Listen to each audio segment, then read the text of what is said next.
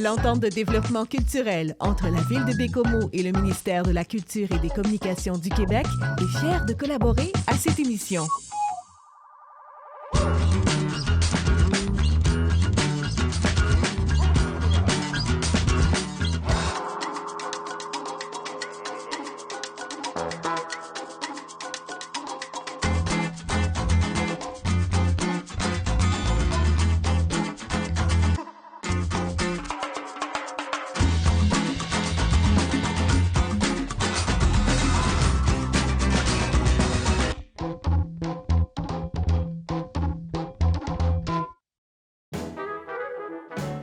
Bienvenue à bord de ce nouvel épisode qui met en lumière les avancées technologiques et les moyens de transport de l'époque. Embarquez! La seule manière de venir à Baie-Comeau, c'est de prendre le bateau de Rimouski à ici. Puis aussi penser que 1937 à 1945, la guerre en 1939, les sous-marins qui montaient sur la Saint-Laurent, on le sait, ils ont été vus. Avec une base aérienne à Montjoly pour être sûr qu'il n'y a rien qui se passait. La seule manière qu'on pouvait venir à Baie-Comeau, c'est par bateau. Du temps de mon mari, lui, étant à Baie-Comeau, quand il était jeune, c'était des routes non asphaltées jusqu'à Québec. Alors, comme il faisait partie d'une famille nombreuse, mon beau-père les embarquait dans une espèce de camion, là, avec une boîte en arrière. Puis là, il faisait le voyage Baie-Comeau, Québec, là-dedans, avec 2-3 crevaisons de pneus. Mais je me souviens du village de Chute, où est-ce que je restais en bas, là. Pour aller, je me souviens qu'il y avait une femme qui était enceinte, puis dans ce temps-là, c'était des snowmobiles. Oui, tu connais ça. Puis elle, en plein hiver, embarquée dans le snowmobile, puis elle a couché dans le snowmobile. Ça nous avait marqué, ça. Ce qui est intéressant de savoir, c'est que nos amis de Franklin, puis de Godbout, puis de Baie-Trinité, elles, n'avaient pas de route à ce moment-là. Ça, c'était en 1957-58. Puis il n'y avait pas de route. Donc, ces filles-là s'en venaient pensionnaires ici parce qu'il fallait qu'elles s'en viennent par bateau d'aussi près que Franklin pour s'en venir à Baie-Comeau. Alors, on s'est fait des bonnes amies, des filles de plus loin sur la Côte-Nord, mais qui avaient beaucoup de difficultés à sortir de la Côte-Nord. Il y a des dames qui, pour aller à l'hôpital à Baie-Comeau, que la première hôpital qui est ouvert à Baie-Comeau, c'était avec des truites maintenant. Ils prenaient le bateau au quai. Ce que je reste, c'est la Chute aux Sables en bateau, puis ils s'en allaient à l'hôpital à Baie-Comeau en bateau. Et puis rendu, même de mon temps à moi, là, en 60 et en 58, là, pour s'en venir de la Haute-Côte-Nord à Baie-Comeau, il fallait prendre le bac à Berzimis, là.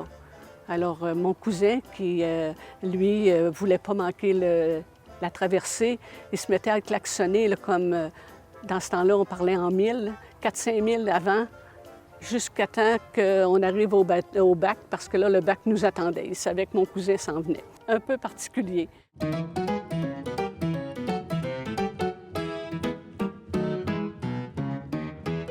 La première voiture privée est arrivée à Baie-Comeau en 1937. C'est M. Émile Lavoie qui l'avait acheté. Il avait acheté ça à Québec. C'était une Chevrolet rouge vin. Pour la faire venir à Baie-Comeau, elle a été mise sur le traversier le Jean-Brillant. Lorsque la route a été construite jusqu'à Baie-Comeau en 1943, elle portait le nom de Route 15. 5 ans plus tard, elle rejoignait Franklin, puis elle a été inaugurée à cette île en 1961. La plupart des villages étaient quand même reliés par des petites routes qui n'étaient pas nécessairement carrossables l'hiver, où il y avait des traversiers. Donc, par exemple, avant l'ouverture de la route à Franklin, il y avait un petit traversier qui faisait le chemin entre Baie-Comeau et Franklin. Le dernier pont de glace en Manicouagan, c'est celui de la rivière Berzimis. Il y a eu beaucoup d'accidents sur le boulevard La Salle aussi. Ça roulait en fou par moment. Et nous, où on restait, c'était dans une courbe. Et on a un voisin, un petit peu de billets chez nous, chez M. McNeil, qui avait un mur pas de briques, mais de roches. Je ne sais pas combien de fois il s'est fait démolir son mur parce que les autos allaient frapper. On a une école qui a brûlé. On appelait ça le poulailler dans le temps. J'allais monter en secondaire 5, puis ma sœur montait en secondaire 3. Puis là, on n'avait pas d'école. Fait que mes parents avaient fait des démarches pour aller dans un couvent. C'était le fun, un couvent, à Saint-Damien-de-Bellechasse. Puis on a passé l'année là. Mais à Saint-Damien, il y avait beaucoup de gens qui venaient de l'extérieur. Fait qu'ils permettaient aux étudiants qui étaient là d'avoir un 4 jours par mois de congé. Et nous autres, ça nous faisait partir de Saint-Damien. On prenait, je te dirais, je m'imagine 1h30 là, pour me rendre à la gare centrale à Québec. Après ça, là, on prenait l'autobus. Après ça, là, on prenait le Saguenay, on prenait la traversée du Sac. Puis souvent, on restait pris dans les glaces. Ça pouvait être 3-4 heures. Il fallait attendre que les glaces se retirent pour être capable, parce qu'il n'y avait pas de casse-glace ou de brise-glace dans ce temps-là. Là. C'était ardu de voyager en hiver. Surtout cette année-là, là, on n'avait pas vraiment aimé ça parce qu'on arrivait brûlé ici, puis on repartait tout de suite après pour retourner dans ce collège-là.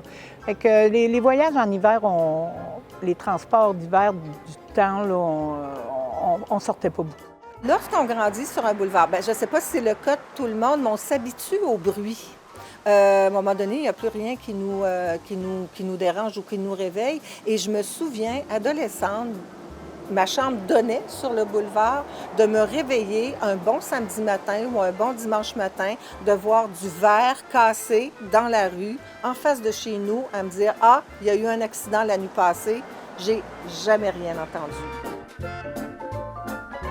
Partons à la découverte de nos invités. Laissons Marcel Arsenault, passionné d'histoire, se présenter à vous. Je suis natif de Bécomo en 1946 et j'ai fait toute ma carrière ici à l'usine de papier. L'usine a parti en 1937 et moi, je suis arrivé en 1946. Alors, c'est ça. J'ai commencé à travailler à l'usine en 1964. Merci, M. Arsenault. Ah, les stars sur le quai, ça c'était les petits stars sur le quai. Ça c'était lequel qui ferait le plus de boucanes. Les shows de boucanes. On était peut-être 3 ou 4 là, qui avaient des autos assez performantes là-dessus. Là. Papa, il n'y avait pas de char, on n'avait pas de char, nous autres. Première voiture en 1967, là. On avait une Challenger 70 mauve et blanc. On était quelque chose, 4 vitesses au plancher. Puis c'était celui-là qui allait faire le plus de boucanes. C'était terrible. Tout le monde nous regardait faire, tout le monde nous pompait. Vas-y, t'es quand même... Ah, ça n'avait pas de sens. On était une gang de petits malcommodes, peut-être, on disait ça, malcommodes, mais on avait décidé qu'on aimerait bâtir un avion. Mais comment bâtir un avion? Puis on avait un nommé, je vais le nommer parce qu'il était fier de sa shot. Il s'appelle Ed Silver. Puis lui, il avait toujours l'avant-garde dans le mathématique puis tout ça. Puis il dit, si on aurait des draps, puis on aurait ci, puis on aurait ça, on pourrait faire un petit avion, puis on pourrait le faire voler. Je suis sûr de ça. Mais quelle sorte de moteur? Bien, il dit, là, ça nous prendrait une grosse trip. Anyway, on a choisi la place, c'était nous autres, on appelait ça Duck Lake. En haut, là, on place que dans une vue, puis comme une petite butte, on a laissé le gars aller. Bien, ça a bien été, il a sorti de la butte, full pin. Mais tout de suite, dans le moteur arrêté, là, il a full pin directement dans le lac. Ça, c'est une chose qu'on ne pensait pas. Puis là, il fallait, parce que ça, c'était l'été, là, il fallait aller le chercher dans son avion pour le sortir. Vous avez réussi? On a réussi, mais on a eu peur à Moses. Puis je te garantis que ça a fait chauffer les derrières, c'était pas longtemps. Ça, on a fait chauffer les derrières.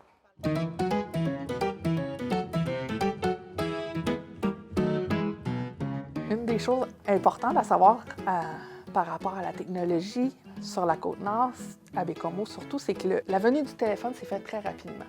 Dès 1937, on a le téléphone à Bécomo. C'était 4 personnes, 4 maisonnées pour une ligne de téléphone, mais rapidement, on a une ligne par maison. La ville avait même une infraction pour les personnes qui retenaient la ligne à l'époque où il y en avait plus qu'une maison par ligne. Ça coûtait environ 10 $ à une famille si elle était reconnue coupable d'avoir retenu la ligne. Et ça, retenir la ligne, c'est d'avoir parlé trop longtemps au téléphone.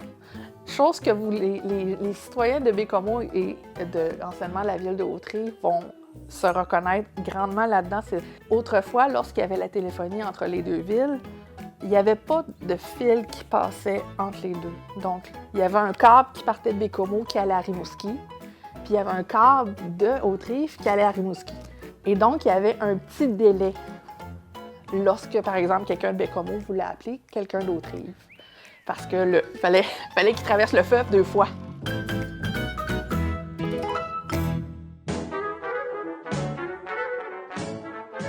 La TV n'est pas encore omniprésente, hein? Puis les ordinateurs, c'est pas encore présent, ça là.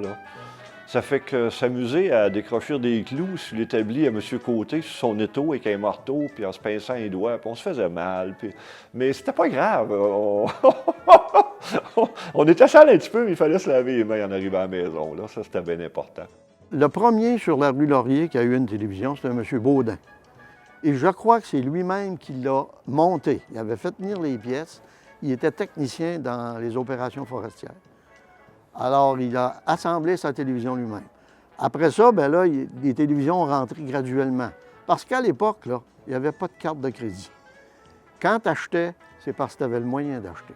Bien, alors moi, les premières années, puis ma soeur, mon frère, on allait écouter comme les familles Plouffe sur M. Levasseur. On allait, M. Nadeau, il y a eu, on allait écouter dans ce temps-là le Lone Ranger puis Kit Carson. Hey, les jeunes, on aimait ça. C'était en noir et blanc. Ben, je me rappelle, ma soeur nous gardait un soir, puis le voisin avait une télévision. S'habiller en plein hiver, puis la fenêtre d'en arrière était, on se couchait sur le banc de neige, puis on regardait l'image. Quand je suis arrivée ici à l'école normale, la TV prenait beaucoup plus d'ampleur dans les foyers, mais les émissions n'étaient pas toujours, comment je pourrais dire, bien acceptées par tout le monde. Alors, je crois que c'était un organisme genre les Lions, quelque chose du genre, je ne me souviens pas trop, là. Et puis, il avait décidé de faire un concours, un débat oratoire plutôt. La question était pour ou contre la télévision. Et tu me fais penser que mon chum était dans l'équipe des gars, puis moi, j'étais dans l'équipe des filles. Puis à ma grande surprise, semble-t-il que ce soit là qui m'ait vu pour la première fois, mais moi, je ne l'ai pas vu. Nous autres, les filles, on a gagné le débat. Puis dans ce temps-là, c'était toutes des antennes à l'extérieur, sur les maisons ou sur la montagne. Comme chez nous, l'antenne était sur la montagne. Alors, c'était un monsieur Radio-Télévision, Edgar Télévision, qui nous l'avait vendu. Je me rappelle, une Sylvania, noir et blanc. Et dans ce temps-là, c'était des télévisions à lampe. Les transistors, ça n'existait pas. Alors, quand tu avais un problème, tu l'appelais, il venait à la maison avec sa valise pleine de petites lampes. Puis il préparait ça, puis il rajustait ça, puis il s'en allait. Bien, toutes les technologies ont révolutionné la ville, toute la gang. Toute la gang. Je suis passé de la TV noir et blanc en couleur, qui n'était pas belle, pas en tout, mais que c'était toute une affaire, mais qu'un an, 2 ans après, hop, elle a une autre TV qui était belle. Les technologies, les téléphones. Le téléphone, ça n'a pas changé tellement, à part qu'ils ont rajouté des numéros, là. C'était 2, 3, 4, 6, puis après ça, c'était 6, 2, 3, 4, 6, puis après ça, 2... Mais le téléphone, il est resté pas mal égal tout le temps. Puis le téléphone chez nous, ben mon Dieu, il ne rougissait pas. La mère a parlé au téléphone en faisant son ouvrage à la maison. Non, ça marchait le téléphone. Ça marchait beaucoup, beaucoup, beaucoup. Ah ben c'est sûr qu'au niveau de mon travail, c'est au niveau de Desjardins, ça l'a monté vite. Hein? On n'avait quasiment pas mis une machine à notre main ou un programme. On ne l'avait pas fini de l'apprendre, puis en sortait un autre. Ça améliorait toujours le service. Sauf que nous, là, en arrière, là, on ne savait pas toujours ce qu'on faisait, là. Des fois, on faisait des erreurs. C'était toujours corrigeable, mais c'était plate, là. Il fallait fouiller pour trouver ce qu'on avait fait une erreur. Je vivais une évolution avec un grand E, là, E majuscule, évolution. Là, tout changeait vite, vite, vite, vite, vite. Ça change encore vite, mais là, c'est tellement différent, c'est plus de la même façon, là.